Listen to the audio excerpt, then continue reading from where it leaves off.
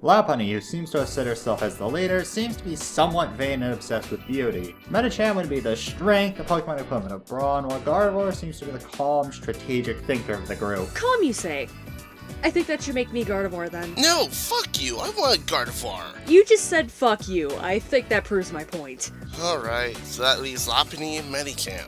Yeah, fuck Medicham, I'm gonna use Lopunny for this. You do realize that makes you the vain one, right? Also, that makes me... I'm gonna kill you later.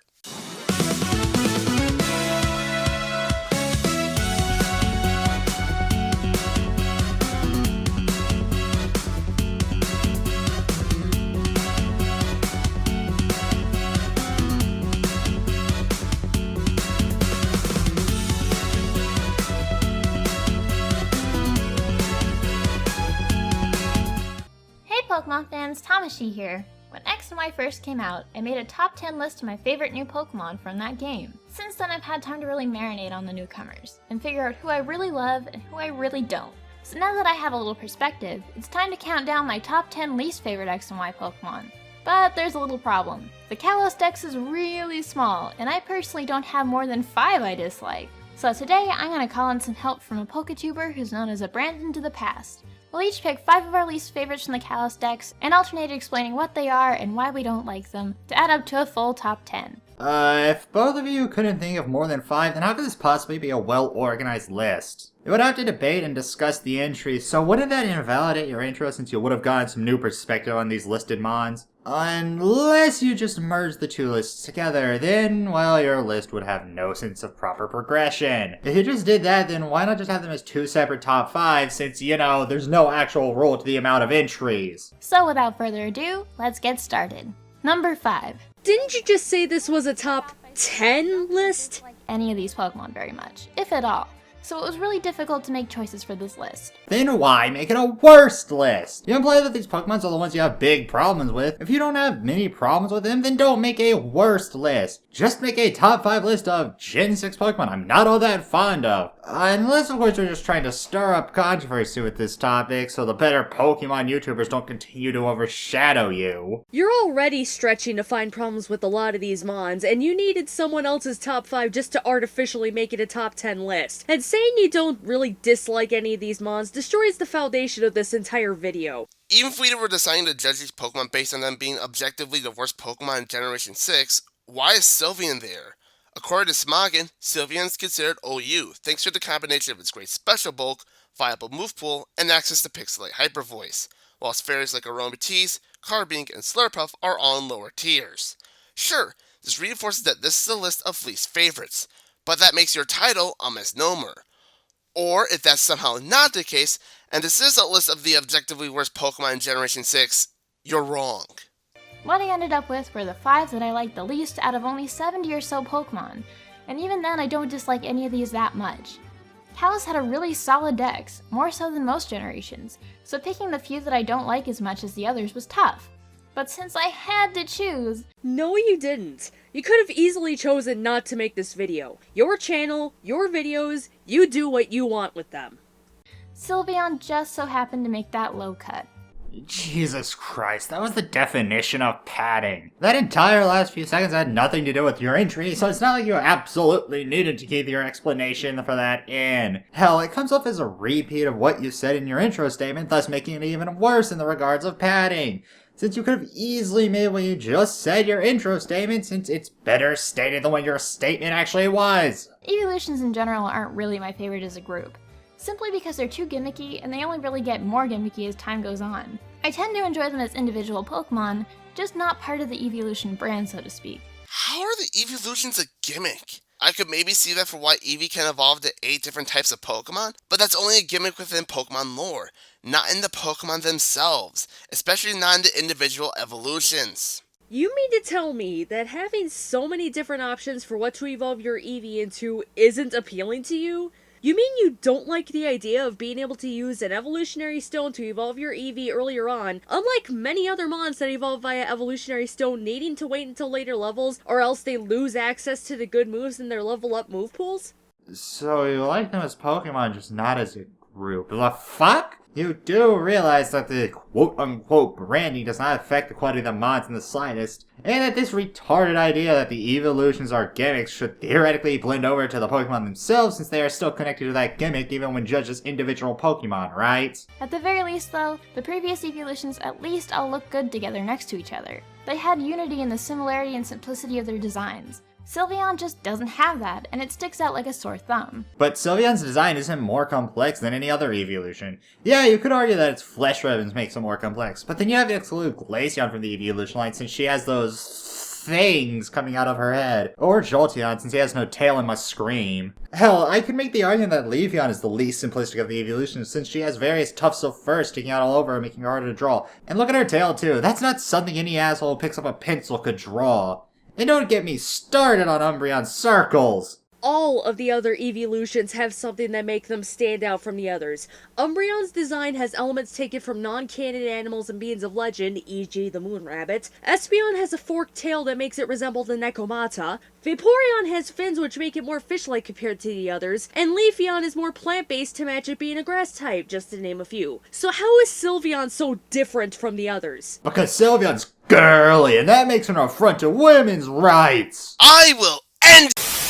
The shape of its body is different from the others. It's taller and has a flat face with huge eyes, rather than the pointed, more fox-like snout of its predecessors. No. I checked, and while Sylveon's height of 3'3" is the tallest an evolution can go to, Sylveon's not alone in that. Vaporeon, Umbreon, and Leafeon are all just as tall in-game.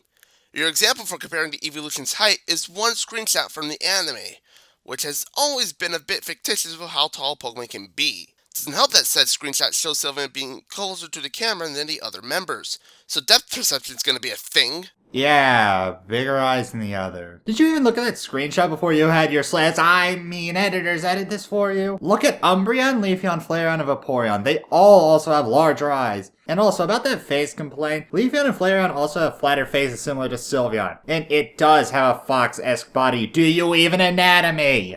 I understand that Sylveon is special now because it's the newest of the group and it was the first to represent a new type. Ignoring how Umbreon was pretty much the first Dark-type Pokemon introduced. But what are they going to do when they have to introduce new ones later and Sylveon still sticks out and clashes with the rest of the group? Nice pointless hypothetical. Here's another pointless one. What if the next ones introduced are more similar to Sylveon? Are you gonna pitch more then too? Is every new evolution from now on going to break the mold and have a strikingly different look and anatomy? If so, they won't have the same harmony as a group anymore. Their family photos will just start to look cluttery. You just explained why Sylveon looks so different from the others and why it works for it. It's a fairy type! It's supposed to look different. It's supposed to look otherworldly. You know, like a fey creature would! It's different enough to fit the fairy type mold, yet similar enough to the other evolutions to fit in there. So I fail to see your problem. Also, that family photo you got there, it ain't the best. I mean, Pikachu's there. Fuck you, Pikachu is the best evolution of all time! I can deal with Sylveon on its own, but as a part of that heavily marketed group of furballs, it is really disruptive and breaks the unity. Well, I guess I know the answer to my hypothetical. Number 5 for me has got to be Dedenne. It's pronounced Dedenne. Get your foreign out of here! We only speak Murican here! Kalos is based on French, so excusez-moi for thinking it's a French pronunciation. I thought it was pronounced Dedenne. Don't drop that da-da-da. Hey, don't drop that da-da-da. Don't drop that da-da-da. Don't drop that da-da-da. Don't drop that da-da-da. Hey. Dedenne is one of the new fairy-type Pokemon, but doesn't it look familiar? It looks like Raichu and Hamtaro got together and had a baby. It's just another Pikachu and Raichu clone. Did we seriously need another one of those? Meryl, Plusle, Minun, Pachirisu, and Emolga are all Pika clones, yet I don't hear any complaints about those. Just saying, you really can't just complain about the one when several are guilty of adding to the Pika clone roster. Unless he does, and is only talking about Duntana because Gen 6, but with no mention on any of the other ones, I don't blame anyone who questions this bound of possible hypocrisy. It's a mouse. There are a lot of them in the real world. You know, the thing almost all mons are based off of. So of course there'd be a fuck ton of them in the Pokemon world. Look, Brandon, I know you're one of those stereotypical Smoggin fags, but let me try and get this through your head. Mons that exist to fill out the world and make it more fleshed out and real are not bad. Let me guess, Furfrou's on this list because it's not competitively viable, right? I mean, we get it, Pikachu is the mascot Pokemon. We don't need a billion Pokemon that look similar to it in its evolution. Because there's only one type of mouse in the real world, right? Great, compared to the other fairy types out there. Not only that, but Dedenne can't even evolve, so its stats can't get much better either. Alright, let's just save that here, and... Maybe one day it'll be able to evolve and become a better choice for battle. But until then, I'd have a hard time using one on my team. There's only one single part of the game's various features to determine the quality and use of a Pokemon. Never let me do that again. Number 4, Pyroar. Pyroar is an awesome Pokemon, and I was honestly shocked that it didn't exist sooner. Calls Pyroar an awesome Pokemon. Puts it on worst list. Flawless logic. 10 out of 10. A+, 100 out of 100. Best list. Best list. It can carry its weight on a team. Really, the only problem I have with Pyroar at all is the fact that it got kind of an odd choice for a hidden ability. Like I said, I really don't dislike many Kalos Pokemon, so I had to really stretch to find a flaw with this one. If you have to stretch this much to get a point, don't make it a fucking list. What's not to get? You don't need to make this a list in the first place, let alone a fucking making it a top 5 and you have to stretch this much for a fucking spot. So anyway, Pyroar's thing is that it has high special attack, but its hidden ability is Moxie, which raises physical attack every time a Pokemon with Moxie knocks out a Pokemon. So were the folks at Game Freak just not paying attention when they decided on this? Hidden abilities aren't always better for the Pokemon. Sometimes it is, but all it's meant to be is just another option. Sometimes an ability is a hidden ability because Game Freak wants a Pokemon's 2 main abilities to be one thing, but want the possibility of other builds for a Pokemon. Well, they weren't paying attention at first when they gave the Ladyball line Swarm as an ability when it wasn't even able to learn bug moves via level up or TM until Diamond and Pearl, and even beforehand in Ruby and Sapphire the only bug move it could learn was Silverwind, via breeding. This is far from the first time Game Freak dropped the ball. Implying Pyro can't go mixed. But that takes work, and work is hard. I will strength! Pyroar has quite low base physical attack, and it really doesn't learn an awful lot of useful physical moves. I suppose it's possible to raise a mixed attacking Pyroar, relying on the boost from Moxie to power your physical attacks, and knocking out the first few Pokemon with special only, but I've never seen anybody try it, so I don't know how that would work out. If you've ever run it, let me know how it went. Yeah, Moxie seems strange for Pyroar, and yes, its attack stat isn't that good, and yes, a physical or mixed build for Pyroar isn't ideal, but at least you can make both work. It's not like Flareon's hidden ability of Guts that can only work if it's poisoned or paralyzed thanks to the fact that Flareon can't be burned. Refer back to what I said about Game Freak dropping the ball in the past. Also, if you're really looking to hidden abilities as a factor, there are plenty of other Kalos mons that got screwed by their hidden abilities, or got hidden abilities that were redundant. The Scatterbug line, Friend Guard, an inferior version of Telepathy which already only works in double and triple battles. Skittle line, Grass Pelt, only works in grass or when grassy terrain is used, meaning it's very situational and hampered further by the fact that the Skittle line can't learn grassy terrain. Dedenne, Plus, can only work in a double or triple battle if one of its partners has plus or minus as an ability, of which only 11 Pokemon can have those abilities, and all of them are weak to ground. High Earthquake, Pancham line, Scrappy. Sounds good in theory, but Pangoro is part Dark-type, and both mods in the line have access to Dark-type moves. Noibat line, Telepathy. Only works in double and triple battles, and is inferior to its regular abilities thanks to Telepathy being mostly used for Earthquake, which the line is already immune to. My number 4 pick is definitely Vivillon. It's pronounced Vivillon. No, it's Dentana! Don't drop that da-da-da. Hey, don't drop that da-da-da. Don't drop that da-da-da. Don't drop that da-da-da. Don't drop that da-da-da. Hey. No, I'm pretty sure it's supposed to be Okay, I'm done with you two. If you like Butterfree and Beautifly, then you're going to love Vivillon, as it's pretty much the same exact thing. Yep, that's right, another Butterfly Pokemon, even sharing the same typing as well. The only difference here is that Vivillon is a gimmick Pokemon that can change its wing patterns to make it look prettier, which is neat, but it doesn't help it in battle. Its weakness to Stealth Rock and common attack types, together with it being frail in general, means that Vivillon is prone to being revenge killed, and it's hard to get on the battlefield in the first place. Even though it's Pokemon number 666 is anything but badass or evil, it's more of a collect and adore Pokemon. Besides that, it's pretty much useless. I I love how in my segment going over different Kalos Mon's hidden abilities, I gave a better reason for Vivillon being on Brandon's list than he did. Not only is Friendguard a crappy hidden ability, but its regular abilities of Shield Dust and Compound Eyes are actually pretty useful in battle, and its hidden ability just makes those two abilities look that much better by comparison. One thing I noticed, all Brandon does is complain that these Pokemon aren't competitively viable, when these Pokemon aren't meant to be like that. Even if you want to make the argument that there's a metagame that Game Freak intentionally built, I can counter that with Pokemon's main genre. Pokemon is an RPG first and foremost, so of course they would focus on world building with having some Pokemon that aren't competitive. Oh, boo-hoo, your fucking butterfly can't compete with a dragon. Of course it can't, because in universe and story, it's a fucking butterfly! Even with all that, it has a strategy on Smogging for the UU tier. No you. Number 3, Avalugg. Poor Avalugg. This is pretty much the only Pokemon from the Kalos Dex that I think of as Dex filler. I can't help but think there must have been some way they could have made an iceberg Pokemon look a little cooler than what's essentially just a table with legs. Icebergs can be deadly, and they've caused catastrophes at sea for as long as humankind has explored it. But not Avalugg. Avalugg is a pure ice type, which gives it only a single resistance and a ton of weaknesses. To top it off, it's extremely top-heavy, with absurdly high defense and attack, but almost no special defense or speed. I suppose that makes sense for an iceberg, but they could have tried a little harder to make it functional. Fortunately, though it is susceptible to entry hazards, it can at least use Rapid Spin. So with some determination, the thing doesn't have to be completely useless. It just seems like a bit of a missed opportunity. They've made cool Pokemon— Hey, don't think that ice pun would go unnoticed! That pun wasn't very ice. Guys, chill! Murder! based on all sorts of natural formations before, like volcanoes. Camerupt.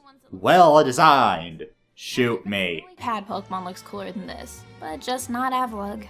You brought up Avalugg's ice typing and its defensive problem, and brought up its high defense and vulnerability to entry hazards, yet you didn't address the arguably bigger problem with it having such a high defense and low special defense. It has a high defense when 3 out of the 4 types that ice is weak to are primarily physical attacking types, yet even they have access to special moves. So really, its high defense doesn't mean all that much. Not to mention that any decent fire-type special attacker can take out Avalugg in one hit. Granted, that's if that Avalugg doesn't have sturdy as its ability, which it can have due to it being its hidden ability. Yes, it delays the inevitable, but it also gives it a chance to at least do a world of hurt on that Fire Mon, because as you pointed out, it has a high attack stat.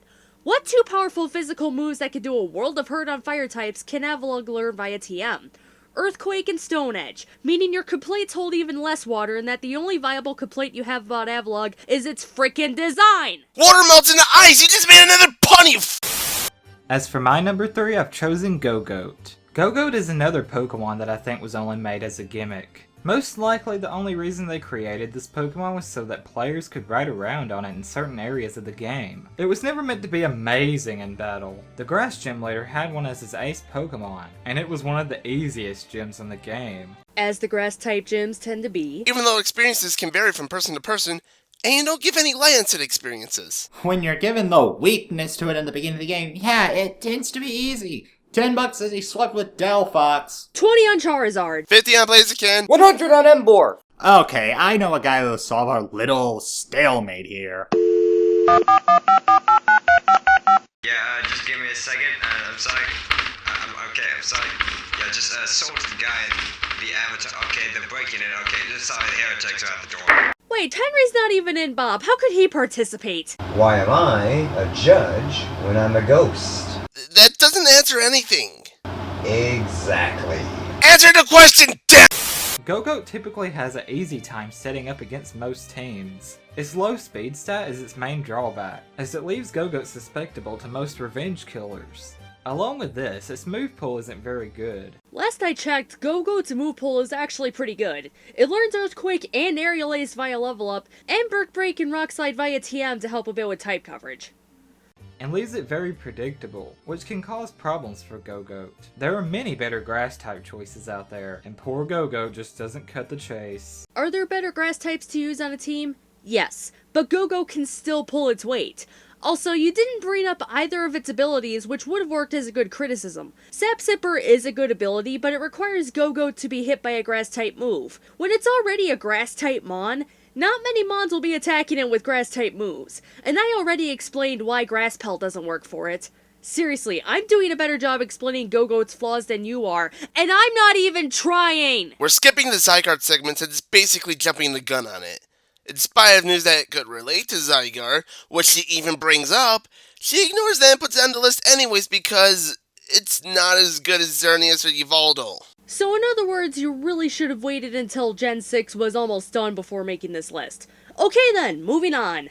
My number 2 pick is definitely Furfrou.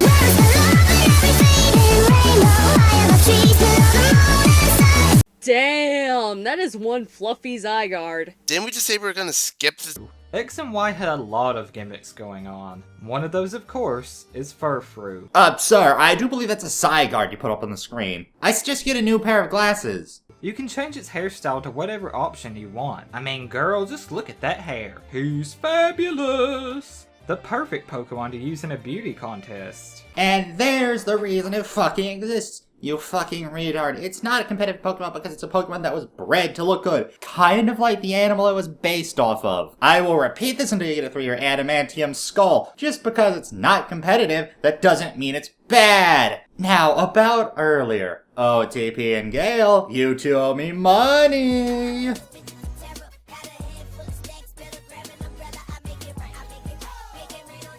But would you ever really use it in battle? That's right, it's time to get down and dirty. The wave is coming off. In battle, Furfrou receives competition from other normal types, but it has a bit of an advantage thanks to its high speed and its fur coat ability. But the problem is that its attack isn't that high. Furfrou is easily walled by most common physical walls, and can't really use purely offensive sets. And why would you want to use a purely offensive set for it to begin with? Given how it can still fill a support role on a team thanks to the support and status moves it can use, Sand Attack, Baby Doll Eyes, Charm, Cotton Guard, Toxic, Double Team, Attract, Thunder Wave, Swagger, etc., and the high speed stat it has allowing it to attack first with those moves a lot of the time, it can still have a spot on your team. Granted, there are better support options and better normal type mons to have on your team, but Furfrou is not bad enough to warrant a number 2 spot on this list. Also, nice job with your game footage of throwing out a level 13 Furfrou against a level 68 Clefable, because that's totally a good reference. If the reason for putting it here is because there are better normal types, then why wasn't Feraligatr on your worst starters list since Gyarados is better than that? Sorry, wrong commentary. TP, let it go. Shut up, Frozen!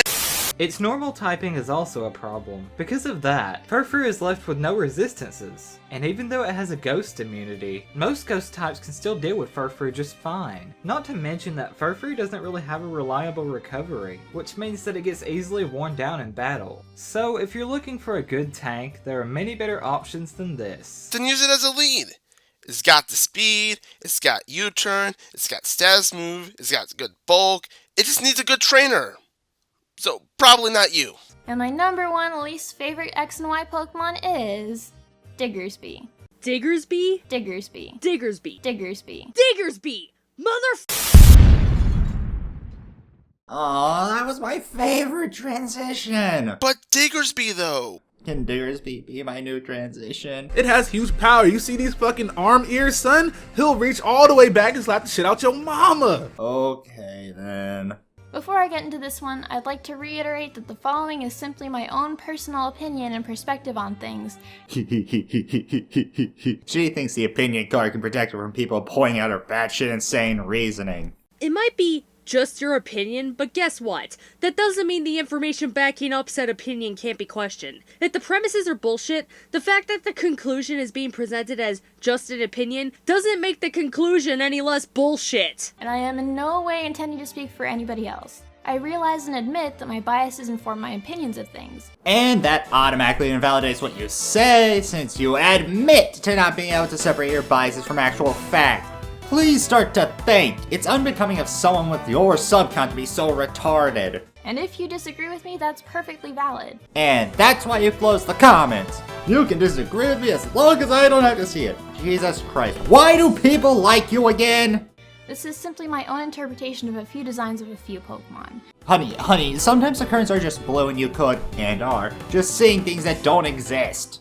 And I'm not trying to cast shade at their designers and imply that anyone who worked on the game had sexist intent. Which is why they say the design's perverted, sexist, and or deranged to women's. Yeah, because calling a design that short doesn't imply that you think that, heavens forbid, you actually think your words through before posting them online. This is a criticism based only on my own personal thoughts and feelings, and it's cool if you don't agree.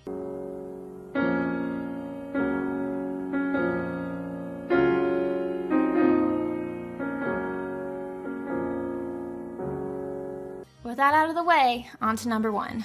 I'd rather jump off a cliff while taking silent while shooting myself than watch you scramble to blame the patriarchy. But do go on. Whenever I'm discussing Lopunny and the reason I don't like it, people tend to ask me, hey, why aren't you offended by Pokemon like Machamp? Isn't that also a sexualized design just based on men? And my answer is always, well, that's a false equivalence. Men don't have a problem with being portrayed a majority of the time as a sexual object. You don't know how to word, do you? Men don't mind? Oh, nice assumption there, Captain Asswipe. You do know that there are a lot of women that think the idea of objectification is dumb. Does that mean you can't complain about Lopunny anymore? Also, this isn't a false equivalence because, guess what? It's still fucking objectification of the male body. But hey, I guess in the land of Tamashi, as long as no one's complaining, it's not a problem. How do you have fans? I'm being honest here. How can any rational person tolerate the sheer hypocrisy? Also, just FYI, you could easily be construed as misandric because of your shitty beliefs. Just saying, you might want to invest in some first grade reasoning classes in the future. Yeah, it happens, but there are lots and lots and lots of male or masculine characters with a wide variety of roles, body types, and representations, especially in video games. And the same can be said for female characters, so shut up, you brats. The same isn't really true for female characters, which is really the only reason I see Lopunny as a problem at all to begin with. So because you're too stupid to play more video games, it's a problem for a design. Fuck it, I'm done. And the Machop family isn't exactly overtly sexual either. Chiseled abs, only a Speedo, psh, not sexualized at all. Zarek, aren't you supposed to be dead? Fuck it, apparently I can't die. No more so than your average WWE character. My interpretation of both Lopunny and Machamp is that they're representative of male power fantasies, rather than one being a fantasy for men and one being a fantasy for women. So what you're saying is that it's a power fantasy because of your worthless Fifis? Oh, how human of you. Fuck it, going by your logic, Bayonetta isn't a power fantasy because she looks sexy, despite being a capable mother and able to kill angels. Oh no! Fetishists take a humanoid thing and fab to it. That obviously removes the fact that Lopunny is all things considered a decent Pokemon. Fuck you, fuck your ideology, fuck your fans, I don't care anymore. Lopunny and Machamp aren't gender equivalents to the same principle. They're not the same, even though you literally just call them both power fantasies. GG. I'm in the middle of a diatribe here. Screw you, I wanted to get a word in. Ignoring the interruption, no, they are equivalent because they are both decent Pokemon, both are sexualized by fetishists, both can be male or female, both are seen as ideal bodies in some form or another. So in other words, you're a faggot who can't think to save your life. I mean, not to speak for every lady, but Hulk Hogan doesn't exactly do much for me. Yep, let's just ignore others so your bullshit narrative can be preserved. That's the proper feminist way. Also, John Cena, he's sexualized. Every woman's straight for Cena, every man's gay for him. If you're gonna bring up wrestlers for the sake of sexual fantasies, wouldn't it be better to use Shawn Michaels for your example? His theme song is literally called Sexy Boy for crying out loud. Fuck you, TP, I'm ranting here. Fuck you, Zarek, I'm helping my vastly superior WWE wisdom. Yeah, no. Kaden, aren't you supposed to be dead? Phoenix down. Oh. So, let me tell you why you were wrong. Okay, for anyone who doesn't know, I am a pro wrestler. If you don't believe me, here is proof. One of the issues people in the industry have to deal with on a daily basis is having an appearance and, at times, having sex appeal. The major concern for people running shows is getting butts in seats at any cost. Controversy, a big name, or a big guy. This can lead to a wrestler having to put up with painstaking situations that can end up damaging them in the end. Be it having to go through major lengths of giving yourself that image like injecting themselves with steroids a la Buff Bagwell or Brian Cage, or having to train all their lives to get to that image alone like Cesaro or John Cena. Let alone the amount of hoops and ladders you have to terrain through, like literally putting up your body for display, doing embarrassing and downright stereotyped gimmicks, or worst of yet, having to keep up with an image to appease to the females in the audience even if you could really care less. The major thing you seem to miss is this is not just a male power fantasy, this is also a female sexual fantasy. Even if you are speaking for yourself, you don't speak for the class. There are plenty of women and men who are attracted to these types of bodies in men. Okay, to break character and talk about something way in my past, I remember one time talking to a wrestler while I was a referee. He knew I wanted to be a wrestler and gave me some advice on my appearance. He told me to keep my hair short, never dye it, never get piercings, get in extremely good shape, and never get tattoos. Other than the getting in shape part, I wanted to do all of that. He said this would bring women to the audience so it could bring men into the audience. I never wanted to hit a stereotype. I wanted to do my own thing. This thought almost ruined me to the point of worrying about my appearance on a daily basis. This is one of the things that thankfully is dying in the industry. Problem is, people like you are ignoring that this is really a problem and are making it hard for this mindset to leave because it is just a male fantasy and some of the guys are hot anyways and I don't care. Women has only the problems! So I have some advice for you. The next time you try to use an example, try not using an example that won't fuck over your one-sided narrative, dumbass. Can we finish this already? I'd argue that a closer gender counterpoint to Lopunny would actually be Diggersby. Cause a fat bearded thing sure is sexy. That's my cinnamon roll. Please keep it away from the pink.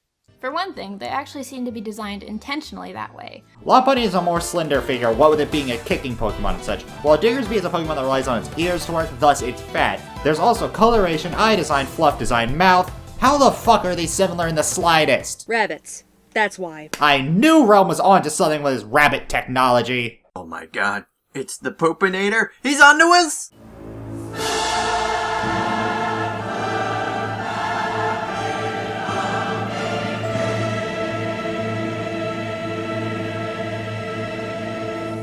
Considering they're both humanoid rabbit-based designs, with feminine and masculine characteristics respectively. But for another, the implication here is that masculine things are not attracted by nature. Or we can look at how his ears are cranes, his stomach's about, and how he's a fucking construction worker! Yep, let's just ignore the Ma line and the Hitmon lines, cause fuck logic, narrative is more important. Here's the feminine thing. It is pretty. It even wolf whistles at you in case you don't get the message that this is the object of desire in question. Curtains! Blue! Is at you. It's lumpy. It's conventionally unattractive and undesirable. This reinforces gender roles of both men and women in terms of who is the sexual object, and I feel like that's actually a lot more harmful to men than if Diggersby was just a sexualized male humanoid rabbit thing. Fuck you, I'm swallowing dynamite. Finish the commentary without me. I'll be back for the final thoughts because I'm sure this explosion won't kill me. So, if you're waiting for me to be picking a nit over a representation of masculinity for once, there you go. First off, Cheek Pouch is a good in-battle ability. Giving it any sort of berry will make it last longer in battle no matter what the berry does normally. Second, Pickup is a good ability outside of battle. It allows it to pick up various items in the overworld when you're traveling, meaning it could pick up a lot of items, especially if you keep it in your team as an HM slave, which is what a lot of people use it for to begin with. Third, Huge Power is a great hidden ability for it. It has access to a lot of decent physical moves and can make a good physical attacker because of that ability. Furthermore, its fucking design is not supposed to be based on a fat, lazy slob. Think about it. Diggersby. Digger. It's part ground type. It looks a bit like the hiker trainer class, and it could very well take inspiration from construction workers and other blue-collar types, meaning it's nothing like the fat, lazy slobs you think it's supposed to represent. Finally, I call bullshit on putting an HM slave on a worst mon list, much less at the #1 spot. The fact that it's an HM slave gives it a lot of out-of-battle utility, and its huge power hidden ability means it can be a surprisingly good physical attacker, meaning it's already better than a lot of HM slaves to begin with. Therefore, it can't be bad, much less one of the worst Kalos mons. In summation, shut the fuck up, you don't know what the fuck you're talking about. And my #1 pick is Pumpkaboo. This one's a bit personal. Dude, cover up. No one wants to see your bias. Pumpkaboo, because I love Halloween and ghost type Pokemon. But when I finally caught one, I was very disappointed. First of all, it was weak to 5 different types of Pokemon. Ignoring how the typing is also shared by the Trevenant line, which was also introduced this generation, the typing also provides immunities to fighting in normal and resistances to the ground, electric, water, and grass. There are more move types it's good against than there are move types that do it ill, especially since ground, fighting, and electric are all really common on many teams, and while fire, ice, and either ghost or dark are, the flying type, not so much. Second of all, it had a very crappy move pool. Crappy move pool? Flamethrower, Flame Charge for the faster ones, Rock Slide, Gyro Ball for the slower ones. Trick or Treat, despite your complaints about its naming, is a good move for it since it'll make the opposing mon vulnerable to its ghost type attacks. Worry Seed changes the opponent's ability to Insomnia, which is good for those scrappy mons. And that's not getting into the moves it has access to once you're able to evolve it into Gargeist. Please, tell me again about how Pumpkaboo's move pool is crappy. And third of all, you had to trade to get its evolution, Gogoat, which isn't any better. Seems as good of a time as any to pull that clip out. Not only that, but Dedenne can't even evolve, so its stats can't get much better either. Yeah, so when Dedenne can't evolve to improve its stats, it's number 5. But when Pumpkaboo can evolve and can improve its stats, it's number 1. Logic? What the fuck is that? If you're gonna complain about Gogoat just being as bad as Pumpkaboo allegedly is, then why not put that on the list instead? At least Gogoat is not the one in the line that can evolve further. Gogoat isn't any better than Pumpkaboo, huh? Phantom Force, Focus Blast, all around better stats no matter what size it is. Doesn't sound like too much of a difference, but Pumpkaboo's base stat total is 335 compared to Gogoat's 494. Big fucking difference! Not only that, but the name Pumpkaboo sounded so uncreative, along with its attack called Trick or Treat. They may as well have given it an attack called Smell Off Feet as well. However, I still enjoyed the design of these two Pokemon. Gogoat's pumpkin face is awesome, and the fact that you can get them in different sizes is cool as well. Speaking of sizes, supersized Gogoat has strategies for OU. But remember, it's city, so it's number 1. Actually, scratch that. The pre-evolved form is number 1. Now if only it was useful. Oh well, maybe next time we'll get an awesome ghost-type Pokemon. Ahem! Ahem! Until then, I'll be sticking with my Gengar. Also, I fail to see how even Pumpkaboo is any worse than Dedenne or Vivillon. It has a good move pool even before evolving, enough to give it use as a support mon or as a physical attacker depending on its size. Also, the hoop of trading to evolve it really isn't that bad of a hoop to jump through. I fail to see how Pumpkaboo is any worse than Dedenne or Vivillon, much less number 1 on this list. Oh wait, that's right, it's because your bias is showing! I told you to cover up, damn it! That about wraps up our top 10 least favorite X and Y Pokemon. But the fun doesn't have to stop here. We've also made a top 10 worst Elite Four members list in a similar vein on Brandon's channel. Any bets on how painful that video is gonna be? You'd have to pay me to touch that one. You can click right here to go watch it now. Thanks for watching, and don't forget to click here to subscribe for more Pokemon videos every week. See ya! I get the feeling Professor Sycamore would be very disappointed. Why can't I die? Maybe it's the Lopunny. Oh my fucking god. How do you have fans? How are you popular? This video is so shittily argued. I honestly wouldn't be surprised if people who didn't know who you are would assume that you're the laughingstock of the Countdown community. Being absolutely honest, Meta could have done better. It's laughable that even someone like me could see the flaws every time you tried to argue competitive shit. And guess what? I personally don't like the competitive scene, so you know you suck at explaining when I outclass you with my Pokemon knowledge. Then there's the shoddy editing. Learn to word, learn to use better images, and learn to act. And finally, keep your ideology out of your videos. You're not intelligent enough to argue anything related to it. Newsflash, 2 top 5 lists do not make a top 10 list. Would Sylveon be number 10 or number 9? Would it be better or worse than Dedenne? Did you not see the inherent problem with this format? Oh wait, I already know the answer to that question given that this fucking video was made like it was. This is why you two really should have just made your own solo countdown lists, even if they just would have been top 5s. Even throwing that off to the side, your ordering of the mons made no fucking sense. How does Diggersby, a mon with out-of-battle utility and in-battle potential as a physical attacker, rank worse than Avalugg? How is Pumpkaboo worse than Dedenne? How did Sylveon even make this fucking list? You know, there's a difference between presenting opinions and being just plain biased. The fact that we all took apart your arguments for why all these mons were on this list should show you how crappy this list was. Also, I'm in a similar camp that Zeroric's in. I don't give a fuck about the competitive Pokemon circuit, and I still did a better job explaining the problems of some of the mons on this list than you two did. I understand that people have different tastes in Pokemon, but if your argument's crap, your argument's crap. Seriously, the both of you need to put more thought into this kind of list. You know, for what's basically a collab double top 5, Tamashii and Brandon shared no chemistry. Here's how it went. Tamashii segment, then Brandon segment, then Tamashii, then Brandon, Tamashii, Brandon, SpongeBob. Never once did one mention anything about the other's choices, so it really makes the disconnect between the two that much more apparent. It begs the question why we need that top 10 when both of you could have easily done your own individual top 5s and achieved the same result. Hey, your opinions never intersected, so why not? Even if that was an issue, it's not like anyone would be able to call Tamashii out in her comment section. If we were going to go get collaboration efforts, take the time to actually collaborate between each other, not separately. As for the list itself, it was a complete mess. On top of the failed collaboration issue, the reasons were different levels of bullshit, ranging from okay hitting abilities to fucking jumping the gun. Tamashii, I've previously done commentaries on 2 of your lists before, but I can safely say this was the worst. Because hey, at least I could see the occasional decent point in those. As for Brandon, you made the worst starters list, no you. Well, now that that's over, we can finally ditch our waifu-mons. Whew. Does this mean I can use Gardevoir now?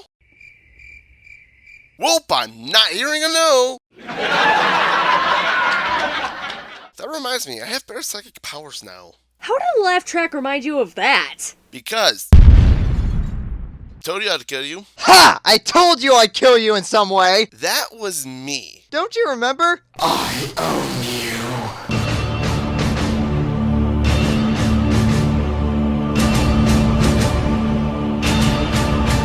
No, Ryan, fuck you.